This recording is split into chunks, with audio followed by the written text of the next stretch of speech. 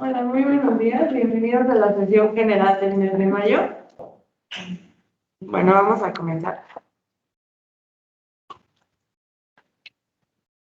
La sesión del mes de mayo llevada a cabo por el Servicio de Otorrinolaringología y otros servicios en conjunto.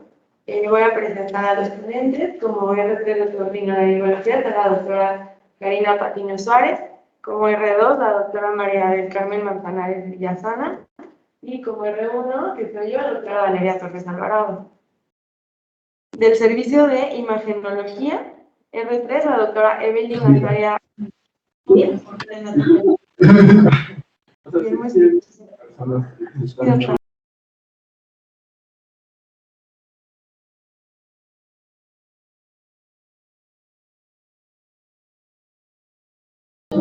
Ficha de identificación: es una paciente femenino de 19 años de edad, originaria y residente del Estado de México.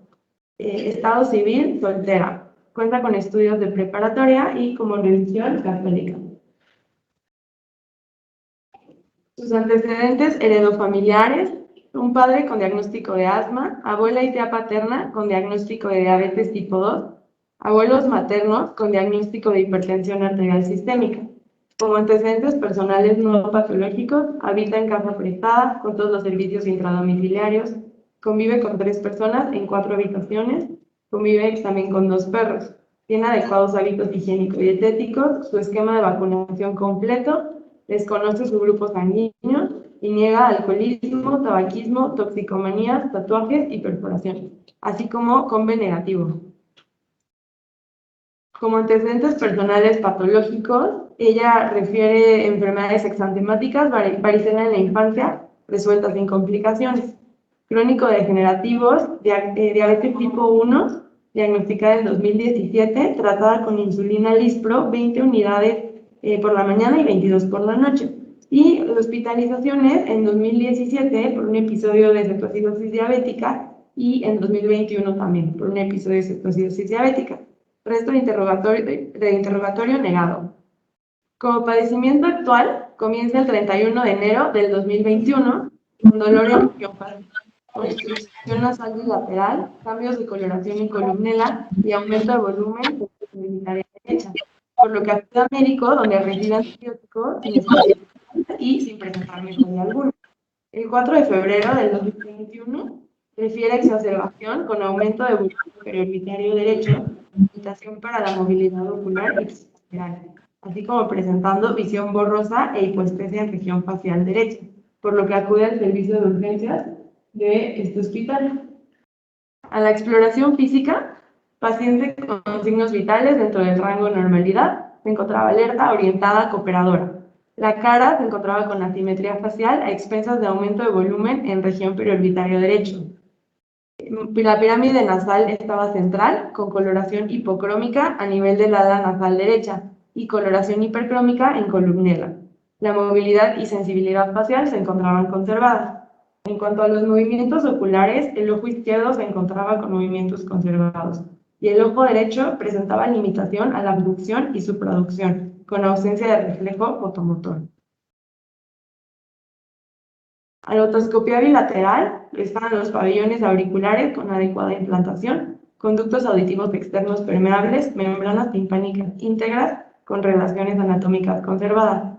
A la rinoscopía anterior y endoscopía nasal con presencia de costras necróticas de manera bilateral, las cuales se retiran observando mucosa de aspecto necrótico en septum y cornetes inferiores, meatos medios con ligera rinorrea hialina y nasofaringe libre.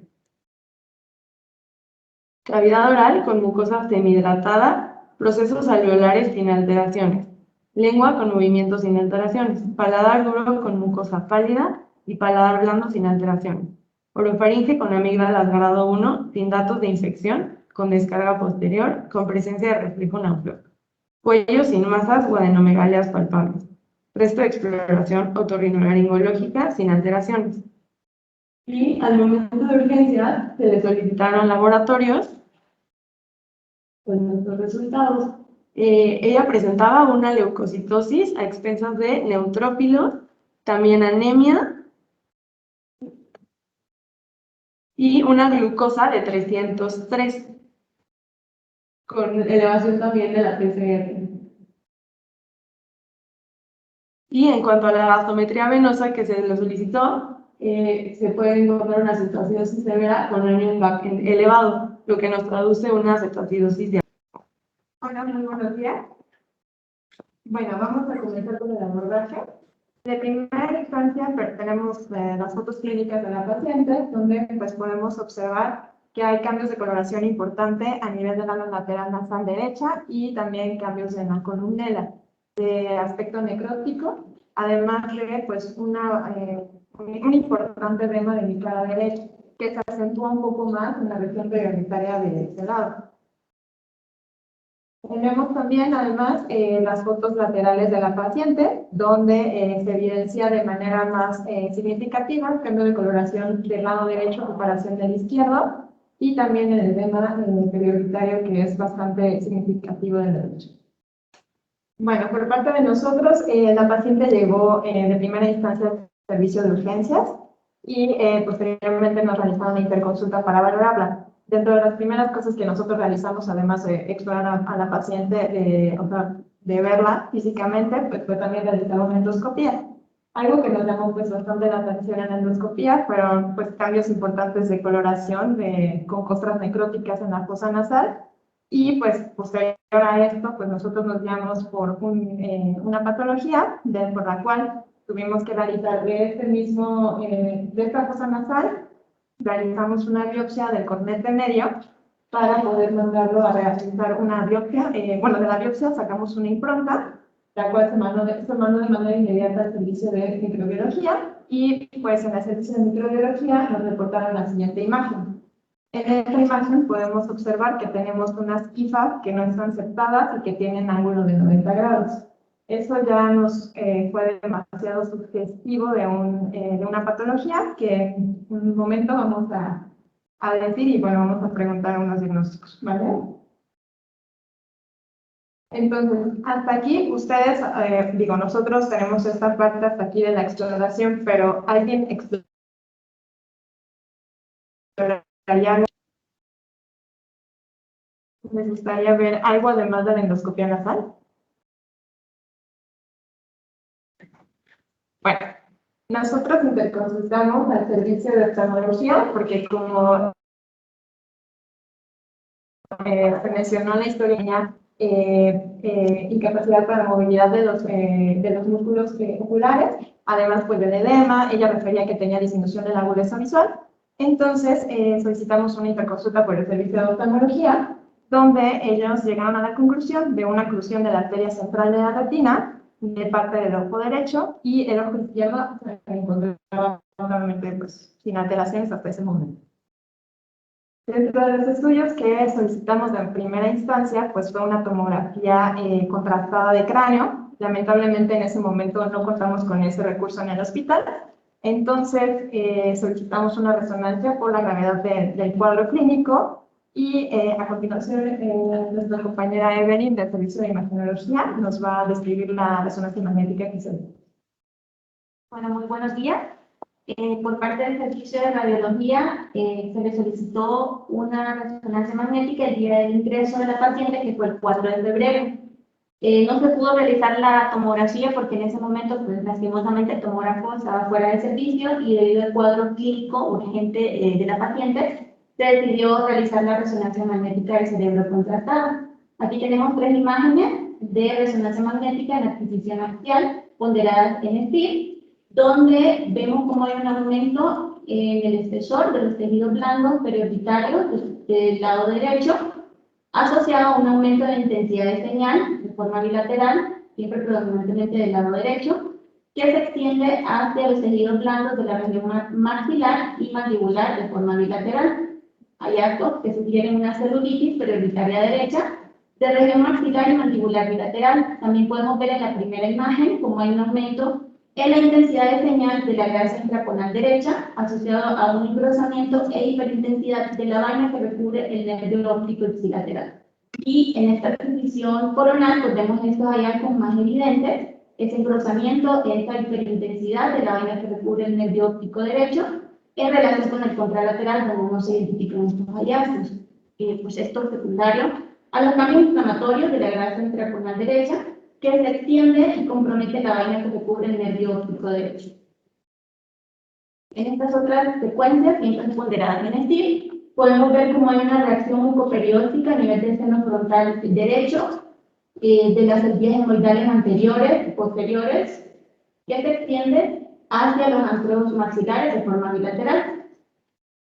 Hay algo que se relaciona a una sinusitis frontal derecha y sinusitis hemorroidomaxilar bilateral. También podemos ver cómo hay un aumento en la intensidad de señal a nivel de los tejidos blandos de la región frontal, pues en relación a los cambios inflamatorios a este nivel.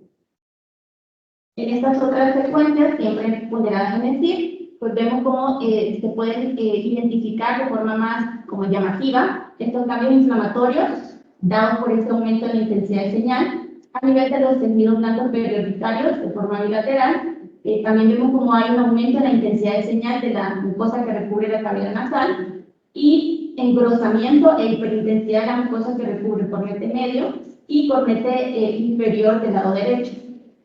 En adquisiciones contrastadas, pues vemos cómo hay una ausencia de realce de la mucosa que recubre los cornetes derechos en comparación con el lado contralateral. Hay algo que sugieren necrosis de cornete nasal medio e inferior derecho. Entonces continuamos. Aquí, pues, nuestra sospecha diagnóstica principal fue mucormicosis inorbitária, ya juntando todo, la exploración física, la historia clínica, el inmunocompromiso que presentaba la paciente con cetoacidosis diabética severa, y el estudio de imagen que también solicitamos, más el KOH, pues nos dio todo como hacia un diagnóstico de mucormicosis inorbitária. Entonces, ¿cuál fue nuestra conducta a seguir? Nuestra conducta a seguir fue realizar un desviamiento quirúrgico temprano. Aquí pues podemos observar a la paciente minutos previos a quirófano, bueno, a su cirugía, donde se realizó el desviamiento. Se marcó qué zonas se iban a desviar. Y tenemos a continuación un video donde pues podemos observar los cambios muy importantes de necrosis que hay a nivel de septum, las hifas, que son las que se ven de color blanco. Este es de la fosa nasal derecha. Del lado izquierdo podemos observar exactamente lo mismo. Ahí estamos del lado izquierdo, con abundantes costras necróticas, hifas. También algo que es importante revisar pues, es el paladar, para ver si es necesario resecar una parte de este. No encontramos ahí tal cual los cambios necróticos, se ve pues íntegro. Y bueno, ahí ya tenemos la cavidad orbitaria derecha, una vez que se realizó la desintegración de orbitaria derecha, y como ya nos observaban los cambios de coloración que en un inicio podemos observar, y bueno, ahí ya tenemos ahí la cavidad nasal, donde ya tenemos la ausencia de efecto, y pues podemos ver que ya se encuentran estos cambios necróticos. Muy bien, entonces nuestro diagnóstico postquirúrgico fue una sepectomía anterior, se le hizo maxilectomía medial derecha, etmoidectomía derecha, con remoción de punta nasal y ala lateral derecha, más exenteración orbitaria derecha. Y tenemos a continuación pues, una imagen de la paciente, pues, minutos posteriores de la cirugía. Bueno, como pues, parte importante, también se mandaron estas piezas al servicio de patología para igual confirmar nuestro diagnóstico.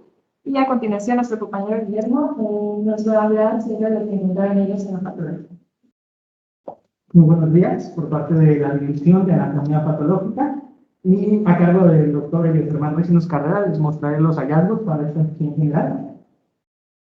En el servicio de patología se reciben con el número 183 del año 2021 5 frascos con formalina, el primero etiquetados como globo ocular derecho, producto de exenteración derecha, en donde a nivel macroscópico observamos esta opacificación del cristalino, pero lo que llama la atención es que los tejidos blandos periorbitarios, sobre todo los posteriores y que rodeaban al nervio óptico, se veían más claros, con una coloración amarillo-verdosa, lisos, opacos, en comparación con los tejidos restantes, que eran más oscuros y de aspecto estriado.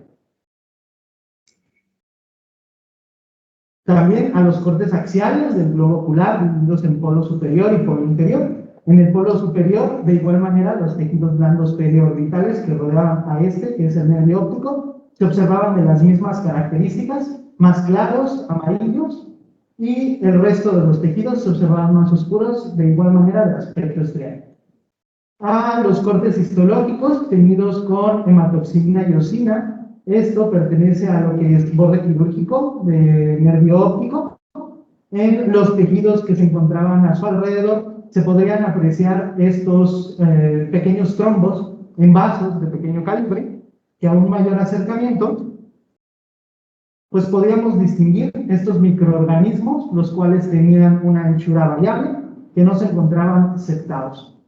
En el mismo campo y con funciones especiales, por ejemplo la función de paz, observamos de mejor manera estos microorganismos no septados con anchura variable, y aquí ya podemos observar el detalle de la ramificación a 90 grados. También para hacerlos más evidentes, en el mismo campo con función de Grocott, pues observamos los mismos microorganismos con las características antes descritas. En otras zonas, por ejemplo, esta que pertenece a párpado, podemos observar un importante infiltrado inflamatorio dentro de los tejidos blandos, que a un mayor acercamiento, pues también ya podemos empezar a distinguir estos microorganismos que, mejor vistos, podemos observar que tienen las mismas características.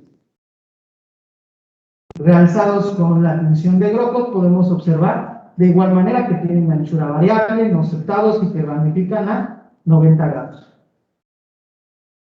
En el segundo frasco, etiquetado como ala nasal y cortinela derecha, en el primer fragmento podemos distinguir punta de nariz más orificio nasal con las siguientes medidas, que a los cortes histológicos lo que observamos con mayor claridad, pues es la invasión de estos microorganismos hacia lo que serían arterias, que realzados con tinciones especiales como la tinción de paz, podemos ver cómo pues, se forman los trombos dentro de estos vasos, los microorganismos invaden las paredes y las destruyen de esta manera, llegando hacia los tejidos blandos y ocasionando un importante infiltrado inflamatorio agudo. Y esta otra imagen, que también pertenece al mismo campo, con la tinción de Grocott, pues podemos observar todos estos microorganismos de las mismas características descritas, de igual manera invadiendo los vasos y llegando hasta tejidos blandos.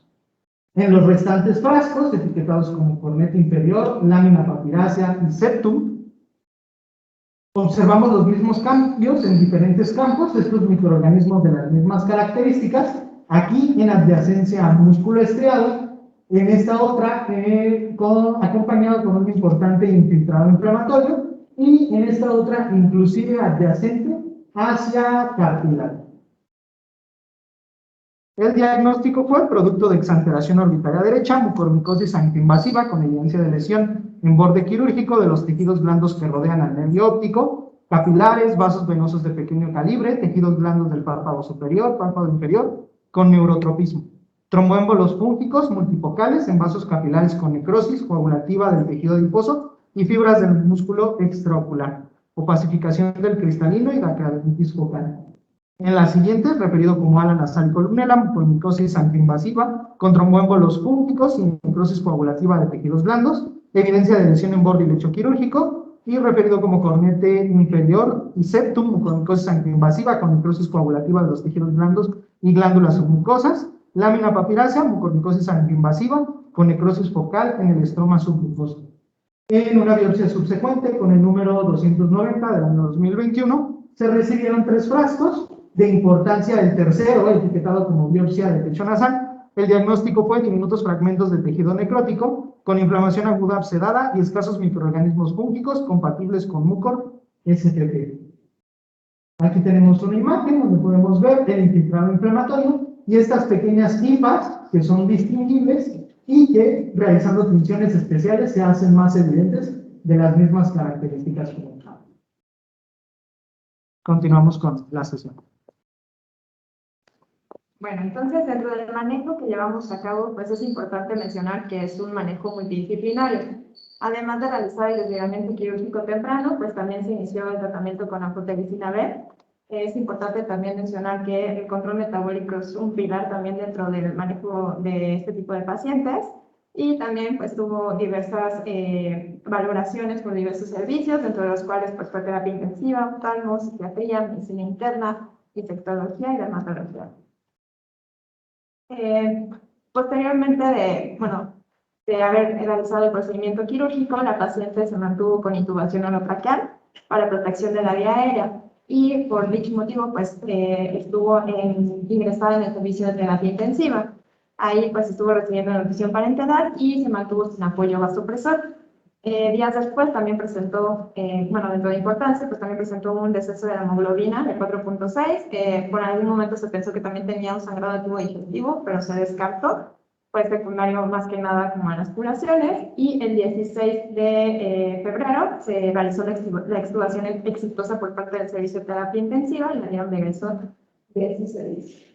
También dentro de su estancia durante el servicio de terapia intensiva fue valorada por el servicio de dermatología, quienes encontraron úlceras por presión, que tuvo de grado 1 y grado 2, perianal, interglúteo y vulvar, y solamente, se le dieron cuidados de esas heridas, y no fue necesario realizar ningún tipo de lavado. Se le pusieron apósitos, se le hizo lavado y colocación de tetraplato. También de infectología, pues cuando se fue su ingreso, ellos fueron quienes aprobaron el uso de la medicina B, y ellos fueron quienes también nos sugirieron descartar complicaciones a nivel cerebral. Para eso también se le solicitó una nueva resonancia magnética para descartar principalmente abscesos cerebrales o trombos a nivel.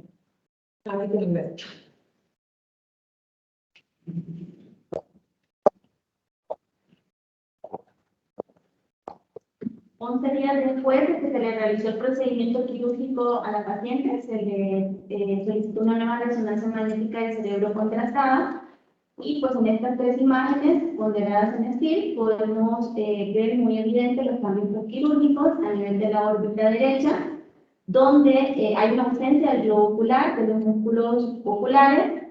También no se identifica la pared medial de la órbita derecha ni del seno maxilar derecho, así como también hay ausencia de las encías esmoidales anteriores y posteriores derechas y del septum nasal. Podemos ver también cómo hay un aumento en la reacción hipoperióstica a nivel del seno frontal derecho, que ya se extiende al seno frontal izquierdo, así como también a nivel de ambos antros maxilares, y que en este momento pues ya se encontraba comprometido el seno esfenoidal. Hay hallazgos secundarios a la exenteración total derecha, la retectomía total derecha y la turbinectomía superior media e inferior derecha, así como también la calcinositis. A nivel del parénquima cerebral, pues aquí ya sí encontramos hallazgos en estas 3 imágenes. La primera es una ponderada difusión, donde se identifica una zona hiperintensa a nivel del lóbulo frontal derecho, la cual se extendía y comprometía el giro recto, que se comportaba de forma hiperintensa en el mapa ADC, hiperintensa en FLAIR, hipointensa en T1, hiperintensa en T2, y que en las secuencias contrastadas presentaba un realce muy tenue, que se conoce como realce de lujo. Esta zona midió 1.2 por 0.7 centímetros, y este fue un hallazgo que sugería la presencia de un infarto subagudo, probablemente secundario a una vasculitis. Vemos también, si nos centramos en la órbita izquierda, que se identificó una zona hiperintensa en difusión, hiperintensa en el mapa ADC, heterogénea en FLAIR, predominantemente hiperintensa en el centro, con una zona hipointensa en la periferia, que se puede identificar como contacta con el músculo recto medial, al cual también desplaza hacia el lado contralateral. Esta zona midió 1.3 por 0.8 centímetros. Podemos observar cómo en T2 sigue comportándose de forma heterogénea, predominantemente hiperintensa. En T1 es hipointensa, y en adquisiciones contrastadas, en T1 con saturación grasa, pues vemos cómo tiene un realce anular o en el medio periférico con un centro hipointenso, que se une en base a este comportamiento en las diferentes secuencias de resonancia magnética. Esta zona es compatible con un absceso subperióstico izquierdo. Y bueno, de acuerdo a los hallazgos imagenológicos que ya mencionamos y el cuadro clínico de la paciente, pues vamos a ver una rápida revisión sobre mucormicosis rinocerebral, centrándonos en los hallazgos de imagen. Básicamente, como bien sabemos, estos hallazgos no van a ser específicos de esta patología. Sin embargo, pues hay algunos puntos o imágenes claves que nos pueden indicar que estamos ante un proceso fúngico muy invasivo y agresivo. Primero vamos a encontrar que hay ocupación, ya sea de la cavidad nasal o de los senos paranasales, por material con densidad de tejido blando. Vamos a ver aquí en esta imagen. Normalmente pues lo vamos a encontrar que tiene una apariencia lisa, sin embargo puede también verse nodular, y un hallazgo que nos puede sugerir que estamos ante una patología invasiva es que va a haber afectación de la grasa periantral desde anterior o posterior por este mismo material con densidad de tejido blando. También podemos identificar zonas de mayor densidad a nivel de ese material de ocupación en las fosas nasales o en los senos paranasales, más evidente en esta ventana ósea, secundario a la acumulación de calcio. Otro hallazgo que también nos puede sugerir que estamos ante una patología infiltrativa invasiva es ver estas irregularidades en la mucosa que recubre el septum nasal, secundario a las ulceraciones. También debemos de descartar que haya infiltración de la fosa y los diferentes forámenes, como en este ejemplo de esta tomografía en corte axial, en donde vemos cómo hay material con densidad de tejido blando a nivel de la fosa nasal y del seno maxilar derecho, que se extiende a la fosa palatina, donde pues normalmente debemos de ver densidad grasa. Sin embargo, pues aquí vemos cómo se extiende ese material con densidad de tejido blando hacia este nivel. También hay que descartar que hay infiltración hacia los foramentos infraorbitarios. Muy importante siempre descartar que ya hay afectación intraorbitaria. Entonces, eso lo vamos a ver cuando hay alteraciones en la densidad o en la intensidad de señal de la grasa, ya sea intraconal, como en este caso, o intraconal. También podemos encontrar otros hallazgos como abscesos periósticos, los cuales pues, van a estar adyacentes en celdillas dermoidales. Tiene la característica de que presentan un realce anular o en las fases contrastadas, con un centro hipodenso, y pues que tienden a desplazar y a contactar los músculos orbitarios. También podemos encontrar accesos intraorbitarios que vamos a tener las mismas características previamente descritas. Sin embargo, estos ya se van a ubicar dentro de la grasa intraconal. Otro hallazgo que hay que buscar y descartar es la infiltración hacia los músculos orbitarios y la vaina que recubre el nervio óptico. Pues para eso la resonancia magnética es mucho más sensible que la tomografía, y los hallazgos que nos van a sugerir esto pues va a ser engrosamiento de los músculos orbitarios con alteraciones en la intensidad de señal. En este caso lo vamos a ver más intenso, así como también el nivel de la vaina que recubre el nervio óptico, como lo vimos en el caso de nuestra paciente. Un signo que se considera como un hallazgo temprano de mucormicosis, que no es específico, pero que si nosotros lo llegamos a encontrar, pues hay que descartar sí o sí que estamos ante una mucormicosis de primera instancia, que se conoce como signo del cornete medio. Realmente aquí lo que nosotros vamos a ver es una ausencia de realce en las secuencias o en las fases contrastadas, ya sea de resonancia magnética o de tomografía, y a diferencia del lado que no se encuentra afectado o que no se encuentra infiltrado, en donde sí vamos a ver el realce que presenta la mucosa normal. Entonces aquí en esta adquisición de resonancia magnética, en secuencia contrastada, podemos ver cómo la mucosa del cornete nasal se ve negro en comparación con el lado contralateral que no está afectado, la cual sí presenta realce. Una vez que identificamos este hallazgo, debemos de comprobarlo pues, utilizando secuencias en difusión, donde vamos a ver cómo restringe, y en el mapa ALT pues, se va a ver hiperintenso. Y estos hallazgos pues, son secundarios a la angioinvasión, a la trombosis y el infarto que produce dentro de la mucosa de los cornetes. Siempre también debemos de descartar que haya afectación intracerebral. Por lo tanto, el estudio pues, no suele de senos paranasales, sino que se debe extender hacia el cerebro. Uno de los hallazgos que hay que buscar pues, son accesos cerebrales Normalmente lo más frecuente es que los encontremos a nivel de los lóbulos frontales, que también podemos llegar a ver infartos cerebrales, eso secundario a la invasión que produce pues, esta patología. Podemos también ver infiltración y extensión de ese material con densidad de tejidos blandos hacia los senos cavernosos, como en este ejemplo, donde pues, no se va a ver la intensidad normal del seno cavernoso, sino que vamos a encontrar ese material con la misma intensidad de señal que el material que ocupa la cavidad nasal y los senos paranasales.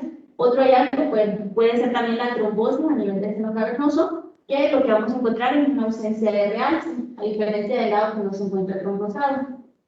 Y pues, por último, siempre hay que evaluar y descartar que haya afectación de las arterias carótidas, porque, pues, como ya vimos, es una patología angioinvasiva y por ende, pues, los hallazgos que nos van a sugerir que estamos ante una trombosis o invasión de las arterias carótidas es que vamos a encontrar ausencia del vacío de flujo normal, como vemos en el lado izquierdo, se ve hipointenso, en comparación con el lado contralateral, donde se va a identificar ese material con intensidad similar a la del parénquima cerebral.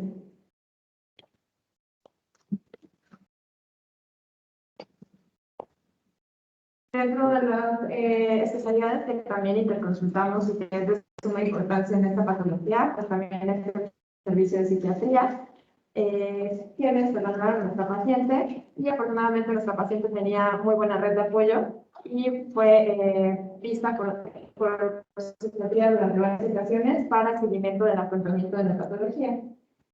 Asimismo, ya estando a nuestro cargo, una vez que fue egresada al servicio de terapia intensiva, también se solicitó una interconsulta por el servicio de medicina interna, donde ellos pues encontraron que la paciente tenía pobre control metabólico y pues como ya se había mencionado previamente, la paciente ya había tenido varios cuadros de cetoacidosis diabética que la habían condicionado hospitalizaciones previas. Y bueno, también algo importante que se documentó en ese momento fue que la paciente empezó con tos productiva, fiebre y con disminución de ruidos respiratorios en mi tórax derecho, lo cual pues nos hizo bueno, por el tema actual de pandemia, pues también se sospechó de un cuadro probable de COVID. Se le solicitó una PCR para COVID y también una radiografía de tórax.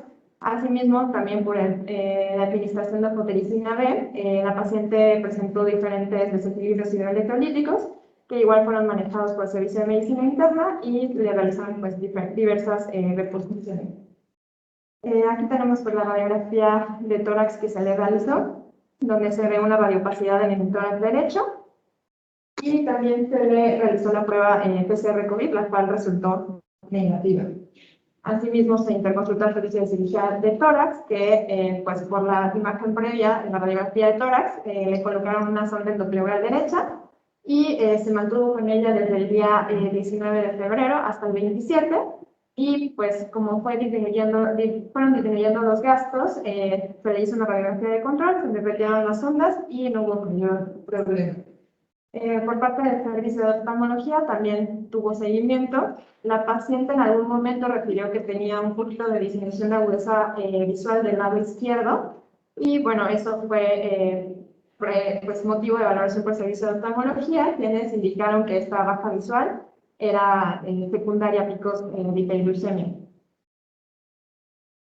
Asimismo, pues el servicio de infectología también estuvo valorando en diversas ocasiones.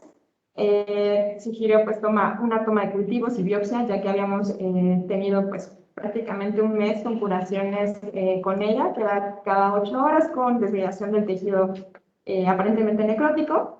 Y el día 11 de marzo ellos deciden ya la suspensión de aflotericina, ya que no veían datos como tal cual de infección activa.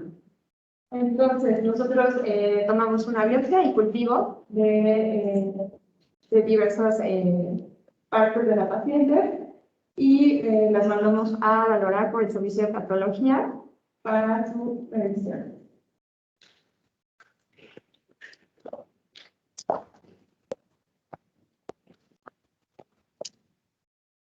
En el servicio de patología, como biopsias subsecuentes, etiquetadas con el número 369 del año 2021 y 419 del año 2021, de la siguiente manera, pues estas biopsias solo tenían inflamación aguda abscesada, pero lo importante es que todas, a partir de estas, fueron negativas para estructuras fúngicas. Por ejemplo, aquí observamos imágenes representativas de estas biopsias, como la de órbita, y referida como órbita y referida como techo nasal, en donde realmente lo único que encontramos fueron esta inflamación aguda, caracterizada por polimorfonucleares y abscesada, en donde realmente ya no se encontraron microorganismos fúngicos. Las últimas, etiquetadas con el número 585 y 591 de tejido de colgajo transorbital y colgajo libre radical y piso de órbita, de igual manera fueron negativas para estructuras fúngicas. De manera representativa, pues tenemos que el tejido de colgajo transorbital, pues de igual manera estaba caracterizada por una inflamación aguda observada, y en el colgajo libre de piso de órbita podemos observar piel, que tenía inflamación superficial en la dermis y hemorragia, sin embargo también con ausencia de estructuras fúngicas. A manera de una rápida revisión histológica de estos microorganismos, pues los mucorales son hipas que se encuentran en forma de cintas, que no forman septos de grosor variable. Es importante aprender a diferenciarlos, principalmente con otros microorganismos. Es más importante Aspergillus, que en comparación con el otro, pues iba a estar septado y va a tener una ramificación a 45 grados microscópicamente. Este es el de nuestro caso, y para que lo veamos un poco más ejemplificado en las imágenes histológicas, pues aquí tenemos una imagen histológica de nuestro caso, en donde se corresponde a mucormicosis, en donde observamos estos microorganismos que son hipas de anchura variable, no septadas, ramificadas a 90 grados. Y de este lado un ejemplo de Aspergillus, el cual, pues, si se encuentra septado, podemos observar sus pequeños septos a lo largo de estos microorganismos y que se encuentran ramificados en un ángulo de 45 grados. Los sitios de mayor afección son senos paranasales, pulmones y aparato digestivo. Cuando se da una mayor invasión hacia senos paranasales, podemos encontrar la mucormicosis rinocerebral, principalmente en pacientes inmunocomprometidos, como por ejemplo pacientes diabéticos. Y lo más importante que nosotros vamos a observar histológicamente, pues es necrosis tisular a nivel focal, sobre todo ¿dónde? En las arterias, ya que estos microorganismos invaden y destruyen las paredes y los tejidos blandos, como lo hemos estado viendo alrededor de todas las imágenes. Y aquí por último les muestro, pues esta sería una de las características, igual en nuestro caso, y estos microorganismos que invaden y destruyen las paredes de lo que anteriormente era un vaso sanguíneo, para de esa manera llegar a los tejidos. Esta es una definición especial, una definición de paso, donde podemos ver de mejor manera los microorganismos.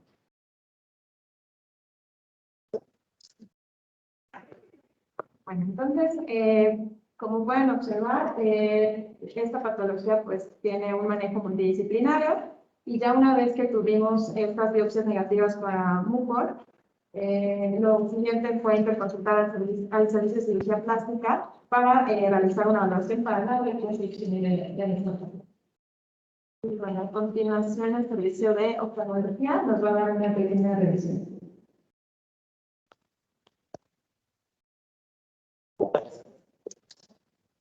¿Qué tal? Buenos días. Pues antes que nada me gustaría felicitar a los residentes por su revisión bibliográfica y por el seguimiento de esta paciente, el cual ha sido arduo y que no termina aquí. Y nos vamos a enfrentar a nuevos retos que manejaremos como hospital y como servicios en conjunto. Y el objetivo de mi participación pues, es tratar de que queden ustedes el motivo de consulta principal de la mayoría de estos pacientes pues, son signos y síntomas oftalmológicos, lo cual debería de despertar en nosotros médicos esta sospecha diagnóstica para una rápida y oportuna intervención multidisciplinaria. Como bien se publicó en el 2015 un artículo de este hospital en donde refiere que del 66 al 100% de las mucormicosis rino-orbitarias se presentan por signos y síntomas oftalmológicos, los cuales en este estudio, que concuerda con estudios internacionales, enlista como en la cabeza las alteraciones de los movimientos oculares, entre otros. Y como es el caso de nuestra paciente del día de hoy, pues no es la excepción. Vemos en esta foto clínica cómo hay un edema palpebral, una tosis de la paciente extensa de un síndrome de ápice o de ápice orbitario de presentación rápida. En una paciente que, como lo hemos comentado, tiene un pobre control metabólico. ¿Qué es el síndrome de ápice o ápice orbitario? Pues es este déficit neurológico de los pares craneales 2, 3, 4 y 6, los cuales van a presentarse como una disminución de la agudeza visual, una ptosis y una alteración de los movimientos oculares. Esto debido a que, como bien sabemos, la tipa termina en la fosa arteriopalatina, la cual está pues muy vascularizada, y como este hongo tiene una proliferación autoinvasiva, tenemos una cercanía con el ápice orbitario, el cual presenta todas las estructuras antes mencionadas que pues predicen los síntomas y los signos que vamos a ver en el paciente de manera rápida. Y ante esta sintomatología y ante esta presentación, nosotros tenemos que tener pues un tratamiento agresivo por su cercanía al sistema nervioso central, el cual puede ser afectado por la cercanía y la invasión tan rápida de este mucormicosis. Y bueno, pues la cirugía en este caso es la alteración hereditaria, la cual consiste en retirar párpado y globo ocular contenido orbital para poder tener una mejor sobrevida en estos pacientes. Y me gustaría terminar y cerrar mi participación con datos de alarma muy específicos y muy puntuales.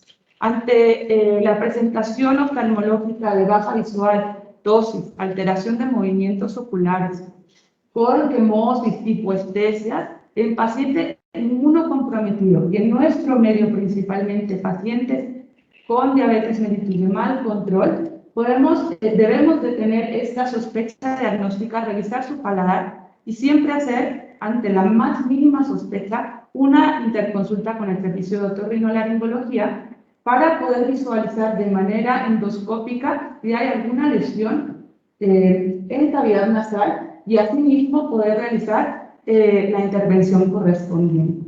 Muchas gracias por la invitación. Bueno, vamos a concluir la sesión haciendo una revisión sobre los datos más importantes sobre la rhinosinusitis fúngica. Algunos de ellos se han ido mencionando para hacer un recuento finalmente. La mucormicosis pertenece a un amplio grupo de infecciones englobadas dentro de la rhinosinusitis fúngica, que son infecciones causadas por hongos en nariz y senos paranasales. Estas a su vez se van a clasificar dependiendo de la invasión o de la capacidad del hongo que tiene para invadir vasos sanguíneos o no. Se clasifican invasiva y no invasiva. Dentro de las invasivas encontramos a la rápidamente invasiva, que es la mucormicosis, y por otra parte a la indolente o crónica. En cambio, existen otras que son no invasivas, que engloban la bola fúngica, la rhinosinusitis fúngica alérgica y la rhinosinusitis fúngica alérgica no eosinofílica. Por otra parte, fuera de esta clasificación, también podemos encontrar algunas veces pacientes que tienen hongos en cavidad nasal o senos paranasales que no propiamente están causando como una infección. Esto se denomina invasión fúngica saprofítica, que encontramos sobre todo en pacientes que han sido operados de alguna cirugía de nariz o senos paranasales, que tienden a formar costras, y estas en algunas ocasiones pueden sobreinfectarse por hongos. Otros casos son los pacientes que llegan a presentar rhinosinusitis crónica inducida por inhalación de opioides. Como parte de la rhinosinusitis fúngica rápidamente invasiva, bueno, ya mencionamos, sobre todo se presenta en pacientes inmunocomprometidos, y como ya mencionaba la doctora Andrea, unos signos y síntomas muy característicos van a ser los oftalmológicos, que van desde oftalmoplegia, proptosis y disminución de la agudeza visual. A nosotros como otorrinos pues encontramos en la endoscopía nasal desde palidez de la mucosa, a veces eritema, en ocasiones costras y necrosis por debajo de esas costras. Siempre es importante investigar sobre la extensión de la invasión que tenemos, revisando el paladar. También en el paladar podemos observar desde cambios isquémicos, palidez de la mucosa, eritema, costras o necrosis como tal. Los estudios que más nos van a ser de utilidad en el abordaje van a ser la tomografía y la resonancia magnética. La tomografía sobre todo en busca de erosión ósea y la resonancia magnética para buscar extensión al sistema nervioso central. Como parte de la etiología de la rhinosinusitis fúngica, bueno, son varios hongos los que pueden causarla, entre ellos está el Aspergillus. De los tipos de Aspergillus que más frecuentemente afectan son el Aspergillus fumigatus y el Aspergillus flavus, dependiendo de la etiología. Otros hongos que pueden causar una rhinosinusitis fúngica invasiva son los zigomicetos. Estos van a encontrarse presentes en el medio ambiente, en el suelo, estiércol y o materia orgánica. La infección va a darse por inhalación de esporas o ingestión de alimentos contaminados. Este tipo de microorganismos tienden a crecer con rapidez y esporulan en abundancia. Dentro de este orden vamos a encontrar a los mucorales y al orden de los entomoptorales.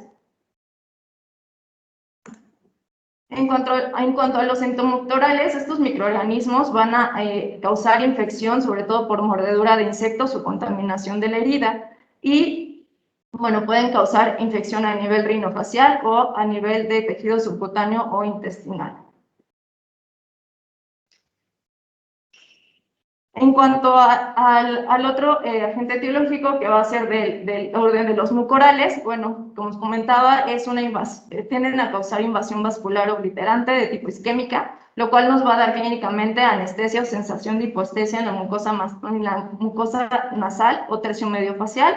Y la sobrevida, esto es muy importante, en este tipo de pacientes, aunado al inmunocompromiso que tienen, pues la infección es muy agresiva. La sobrevida depende de la causa predisponente, pero la mortalidad es muy alta. Llega a ser hasta del 80% en pacientes diabéticos y aproximadamente el 50% en pacientes no diabéticos. En una revisión realizada entre 1970 y 1993, de 208 casos, se evaluó sobre los síntomas y signos que con mayor frecuencia presentaban este tipo de pacientes, encontrando que la fiebre se presenta pues con mayor frecuencia hasta en 44% de los pacientes, secundariamente ulceración o necrosis nasal en 38% de los pacientes, edema facial o periorbitario en 34%, disminución de la visión hasta en 30%, oftalmoplegia 29%, sinusitis o cefalea en 25%. Entonces podemos ver que realmente son como signos y síntomas un tanto inespecíficos, y tener un alto índice de sospecha pues es muy importante en este tipo de pacientes. Algunos autores han denominado la mucormicosis como la infección fúngica aguda más mortal conocida por el hombre. Dentro de, como mencionaba, del orden de los mucorales, el Rhizopus oryzae es el que más comúnmente afecta y es el más virulento. Es un microorganismo que tiende a crecer en 24 horas en los cultivos, sobre todo en condiciones ácidas y ambientes ricos en hierro. Es por esa razón que va a afectar sobre todo a pacientes diabéticos o con enfermedad renal o pacientes que se encuentren en tratamiento con quimioterapia. Como ya comentaba el servicio de patología, el diagnóstico definitivo lo obtenemos obviamente mediante biopsia y la observación de las cifas en esas tinciones. De manera primaria nosotros realizamos un KOH con una biopsia que se toma del cornete medio, que se manda a realizar pues un estudio inmediato al laboratorio, donde pues nos pueden reportar la detección de IFAS. Dependiendo de las características de estas IFAS, pues nosotros nos podemos apoyar para hacer el diagnóstico del agente etiológico.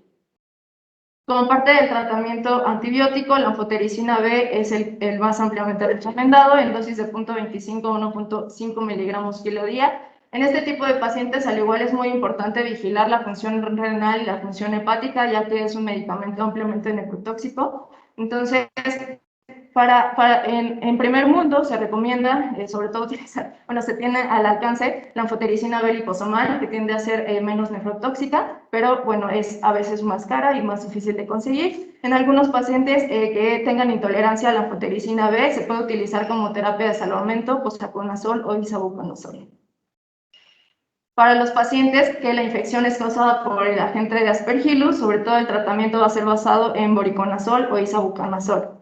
Y como comentábamos, la desviación quirúrgica va a ser la parte pues, primaria más importante en el tratamiento. Tiene que ser agresiva y debe de extenderse hasta obtener tejido sangrante. Esto obviamente debe de considerarse para dejar viabilidad de los pacientes. Como comentaba, es una infección que se extiende con rapidez, entonces ya vimos que se puede extender al sistema nervioso central. De lo que se trata la cirugía es obviamente de quitar la mayor parte del tejido necrótico, pero también de salvar como la vida del paciente y que este quede viable, ¿no? Entonces nosotros, después de hacer todas las cirugías, continuamos realizando curaciones 3 veces al día, se sigue desgregando el tejido necrótico mientras va apareciendo, y pues sí, como pueden observar, pues son cirugías pues realmente mutilantes, pero es lo que termina salvando la vida de los pacientes.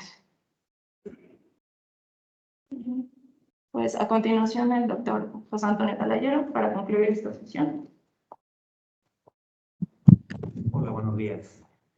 Primero que nada quisiera agradecer a los residentes y a los médicos que participaron en la presentación de hoy, que fue brillante, excelente. Felicidades a los doctores de otorrino, patología, oftalmología. Muchas gracias por la participación.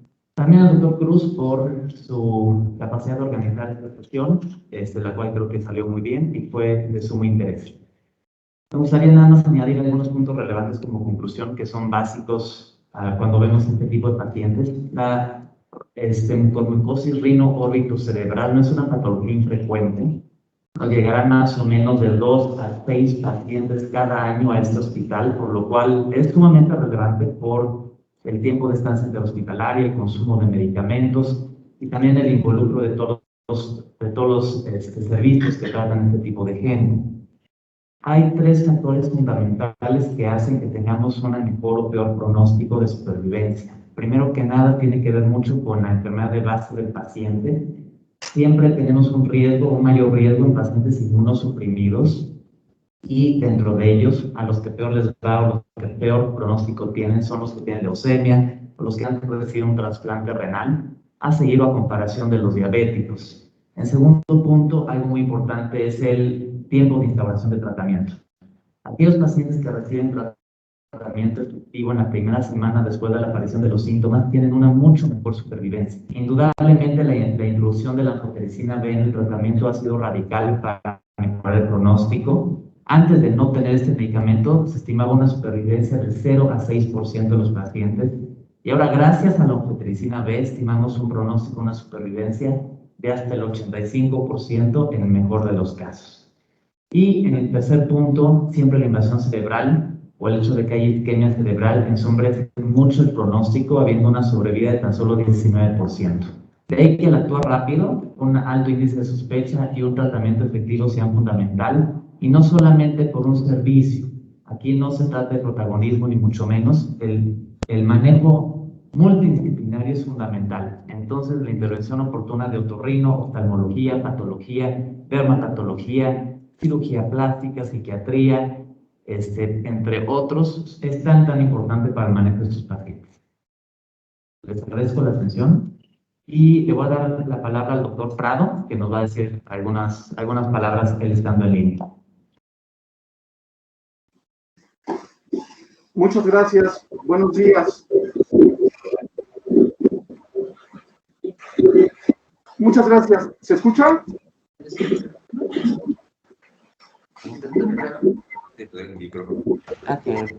se escucha. Doctor Prado, ¿podría prender su micrófono, por favor? Sí, está encendido. ¿Se escucha ya? Sí, se escucha. Se escucha. Gracias. Buenos días.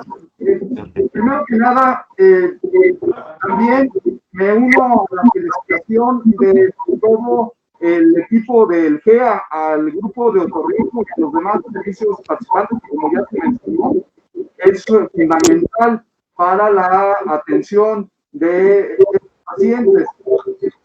Solo quisiera destacar que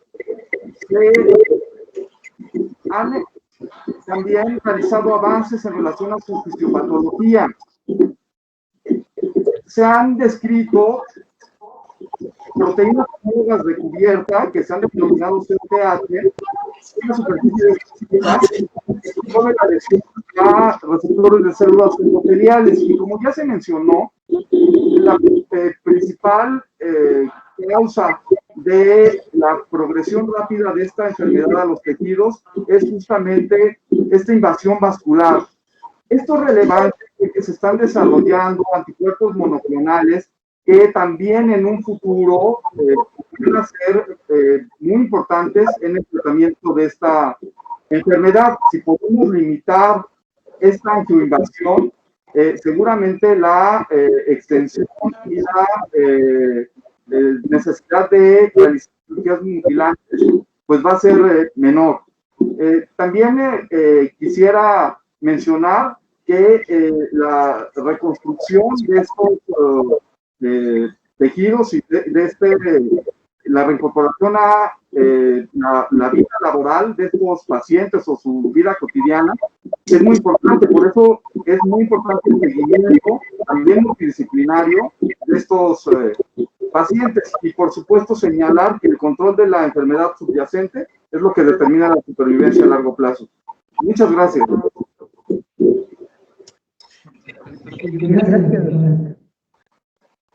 ¿Alguien tiene alguna pregunta?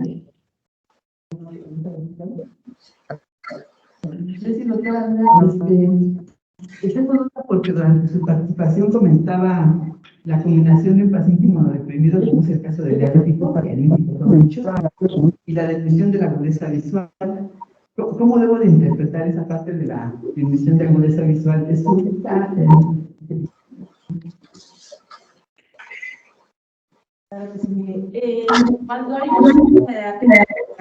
Cuando esta agudeza visual se disminuye por una afección del segundo nervio craneal, la agudeza visual es mayor a 2 líneas de la cantidad de sentidos. Una agudeza visual que se deteriora de manera importante. Es decir, un paciente que da 20/20 y en días, ahora, esa agudeza visual va siendo progresiva y va disminuyendo a no percepción de luz o a movimiento de manos, pues obviamente eso ya nos hace pensar que la gravedad de lo que nos estamos enfrentando pues es muchísima.